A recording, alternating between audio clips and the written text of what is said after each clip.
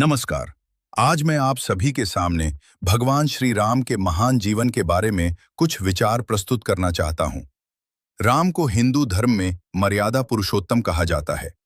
मर्यादा पुरुषोत्तम का अर्थ है वह व्यक्ति जो जीवन में मर्यादा, धर्म और आदर्शों का पालन सबसे श्रेष्ठ तरीके से करता है। श्री राम का जन्म अयोध्या में राजा दशरथ और रानी कौशल्या के घर हुआ था। उनके जन्म के उपलक्ष्य में आज भी पूरे भारत में राम नवमी का पर्व बड़े उत्साह से मनाया जाता है। भगवान राम बचपन से ही सत्य, विनम्रता और आज्ञाकारिता के प्रतीक थे। उन्होंने अपने माता-पिता और गुरु का हमेशा सम्मान किया। जब राम बड़े हुए तो उनका विवाह सीता से हुआ, जो मिथिला के राजा जनक की पुत्री थीं। राम और सीता का जीवन प्रेम, विश्वास और त्याग का आदर्श उदाहरण है। राम के जीवन की सबसे बड़ी परीक्षा तब आई जब उनकी सौतेली माता कैकेयी ने राजा दशरथ से 2 वरदान मांगे। उन वरदानों के कारण राम को 14 वर्षों का वनवास जाना पड़ा। राम ने बिना किसी शिकायत के अपने पिता की आज्ञा का पालन किया। उनके साथ उनकी पत्नी सीता और छोटे भाई लक्ष्मण भी वनवास गए। ये घटना हमें सिखाती है कि कर्तव्य और माता-पिता का सम्मान सबसे बड़ा धर्म है। वनवास के दौरान कई कठिनाइयां आईं।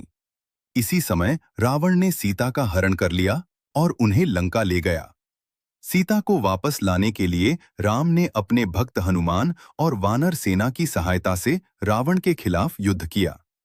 यह युद्ध हमें बताता है कि सत्य और धर्म की हमेशा विजय होती है। अंत में राम ने रावण को पराजित किया और सीता को वापस लेकर अयोध्या लौट आए। इसी खुशी में पूरे भारत में दिवाली का त्योहार मनाया जाता है। भगवान राम का जीवन हमें कई महत्वपूर्ण शिक्षाएं देता है। हमेशा सत्य बोलना चाहिए, माता-पिता और गुरु का सम्मान करना चाहिए, धर्म और न्याय के रास्ते पर चलना चाहिए, कठिन परिस्थितियों में भी धैर्य नहीं खोना चाहिए। राम सिर्फ एक देवता ही नहीं, बल्कि आदर्श पुत्र, आदर्श पति, आदर्श भाई और आदर्श राजा भी थे।